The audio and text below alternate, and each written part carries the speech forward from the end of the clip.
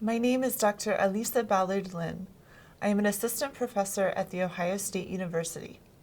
In this video, I will be talking about research on Konstantin Stanislavski in my forthcoming book, which is currently titled Theatrical Consciousness: Russian Theories of the Actor's Mind.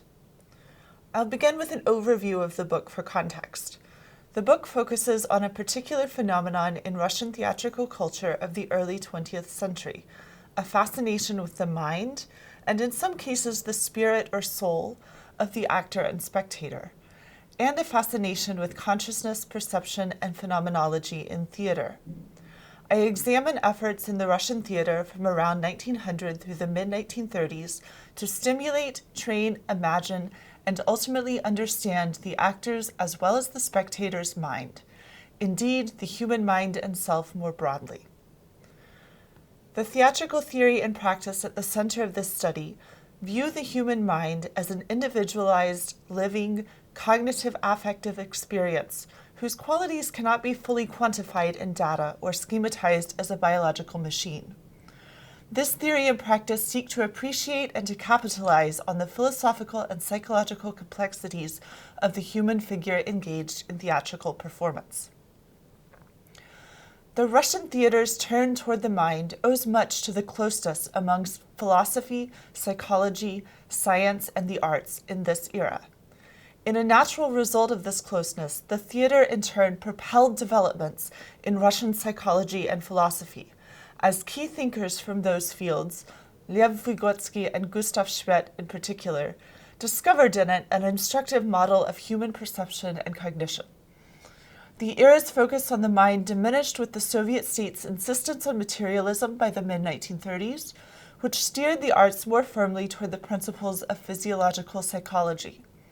And yet, even in the early Soviet years, the theater offered moments for exploring the thinking, feeling consciousness and the phenomenological subject. My book unfolds the story of the mental turn in the Russian modernist theater by examining a cross-medial range of sources, including theatrical theory, rehearsal stenography, production prompt books, set and costume designs, dramatic criticism, plays, prose fiction, and philosophical and psychological treatises. Through case studies of the work of particular individuals, I demonstrate the era's manifold theatrical investigations into the unquantifiable lived aspects of the mind. The individuals I focus on are Nikolai Yevrenov, Konstantin Stanislavski, Lev Vygotsky, Gustav Schmidt, Vsevolod Meyerhold, Sigismund Krzyżanowski, and Alexander Tayerov. Where possible or productive, I trace the sources of theatrical thinkers' scientific or philosophical conceptualizations. But in none of the work I consider is the artistic a simple reflection of the scientific. Instead, theater functions as an experimental, knowledge-generating laboratory in its own right, seeking to discover on its own terms the workings and significance of the mind. In some cases, established scientists or philosophers served as reference points or inspiration for these theatrical experiments.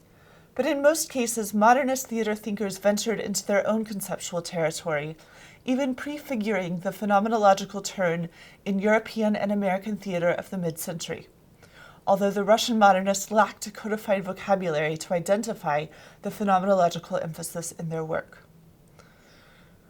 Thus, the aim of the book is to elucidate the philosophical implications of the Russian modernist theater's inquiries in the mind, how and to what ends it understood the human actor against the backdrop of an increasingly technologized, industrialized, and politicized modernity that challenged the place of the human within it. Stanislavski is central to this argument. My discussion of Stanislavski begins with the fact that he worked for years on the manuscripts of his books on acting, and during much of this time, his editor was his longtime friend, Lyubov Gurevich.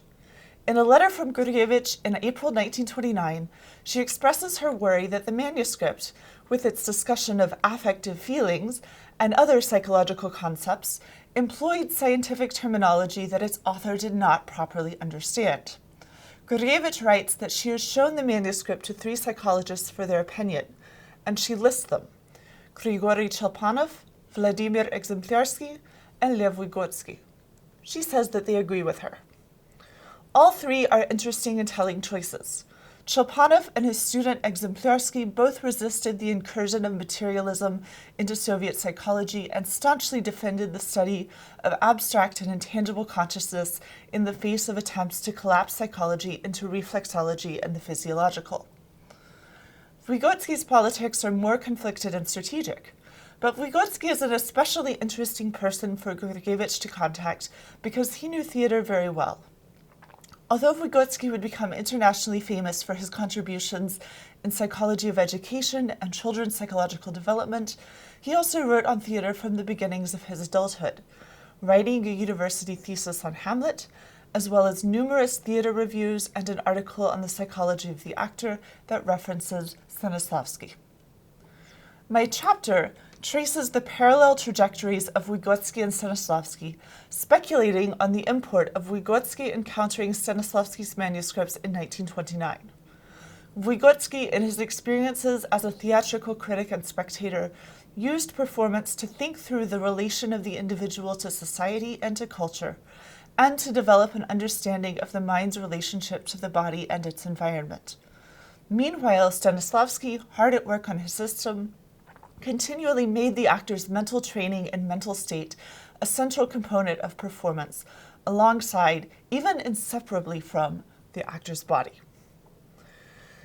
It's interesting to note that the maturation of Stanislavski's acting theory roughly coincides with the development of the modern discipline of psychology. Stanislavski began to think carefully about acting while working at his Society of Art and Literature, which he founded in 1888, and he spent the rest of his adult life formulating his ever-evolving acting system. Meanwhile, the Moscow Psychological Society, Russia's first professional association for psychologists and philosophers, was founded in 1885. It would close in 1922. The first Russian psychological journal came out in 1889.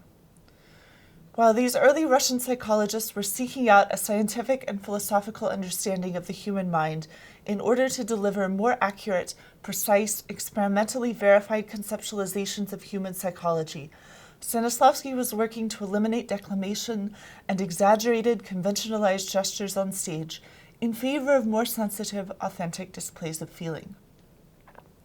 A point I make in the chapter is that perhaps no Russian theater artist has given greater attention to the actor's mind than Stanislavski, who explored the mind from his early experiments with naturalism and symbolism, through his ongoing development of the system, to his refinement of the system into the method of physical action and active analysis in his final years. Equally, has no Russian theater artist given greater attention to the actor's spirit and soul than Stanislavski has.